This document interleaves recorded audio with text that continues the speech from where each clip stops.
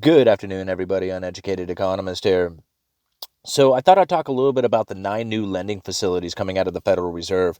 These are the lending facilities that are not typical of the Federal Reserve in that they can only use them during unusual and exigent circumstances. And some of these have never been heard of before. Some of them have been used in the past, like during the 08-09 financial crisis. But I'm going to list them here real quick for you. Commercial paper funding facility, money market mutual fund liquidity facility, primary dealer credit facility, term asset-backed security loan facility, paycheck protection program liquidity facility, municipal liquidity facility, primary market corporate credit facility, secondary market corporate credit facility, and then the main street facility. And today I think I'm just going to talk about one of these, the term asset-backed security the Term Asset Backed Security Loan Facility, and otherwise known as the TALF, Term Asset Loan Facility. This is the same. This is this is kind of like a resurrection of the past. This is an operation that the Federal Reserve had conducted back during the 08-09 financial crisis. And this is where the Federal Reserve, because the Federal Reserve can't just step right into like okay, to kind of explain it easily, mortgage-backed securities. The Federal Reserve has the power to put mortgage-backed securities on their balance sheet, but they don't have the power to put student loans, credit cards, auto loans, stuff like that. They cannot put on their balance sheet. And instead, they have to use this TALF, this Term Asset Loan Facility. And the way that works is that they establish a special purpose vehicle, and the special purpose vehicle is like its own entity. Okay, it's like separate from the Federal Reserve, even though it's like established by the Federal Reserve and the Treasury. The Treasury, this is kind of like in conjunction with the Treasury. And they establish this special purpose vehicle. The special purpose vehicle can then buy eligible asset-backed securities. And these asset-backed securities can then be used as collateral for the Federal Reserve to loan money to the special purpose vehicle. So in a roundabout way, they are buying these things. They're just not putting them on their balance sheet. Instead, what they are doing is loaning money to the special purpose vehicle, who in turn is using collateral that is backed by credit cards, student loans, auto loans. There's a few of them there. What is it? Floor plan.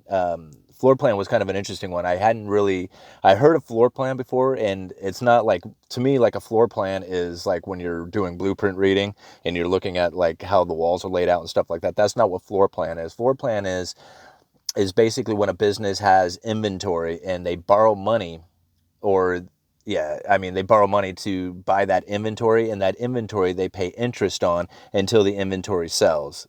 Does that kind of make sense? That's floor plan. And anyway, we can kind of discuss that a little bit more in deeply if you want to, but that's pretty much what it is. It's when a business pays interest on their inventory instead of buying it outright.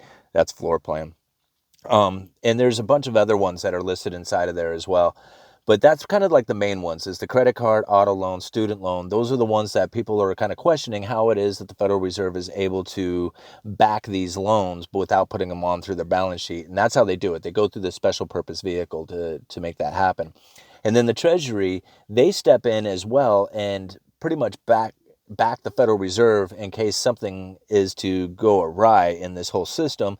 They use the Exchange Stabilization Fund, the ESF, to pretty much make sure that the Federal Reserve will stay whole if anything was to go wrong with this whole lending to the special purpose vehicle. So the two of them together are making this term asset loan facility take place. And it was kind of interesting. As I was doing some research on this today, I took a minute and listened to some YouTube videos, and I listened to JJ's video today, Boom Bull Boom Bear Bust, and he had a great analogy for it. It was basically, it has to talk about, he was mentioning like how a couple were arguing about drinking, right? And he did a great job of this too. But the wife says to the husband, "I'm tired of you drinking. I don't want to see it anymore. You need to stop buying this alcohol." He says, "Okay, I promise I will not buy any alcohol. I promise I won't buy any alcohol." And then she takes off for the day, comes back, finds the dude blitzed. And she says, "I thought you weren't going to buy any alcohol." He says, "I didn't. My buddy bought the alcohol." All right. So that's kind of how this kind of whole, I thought it was a great analogy. Anyway, so that's term asset backed security loan facility, or the term asset loan facility, the TALF. So that's essentially what it is. This the special purpose vehicle who buys asset-backed securities, uses those asset-backed securities as collateral to get the loan. And that's how the Federal Reserve is able to, backstop the student loans, the credit cards, the auto loans.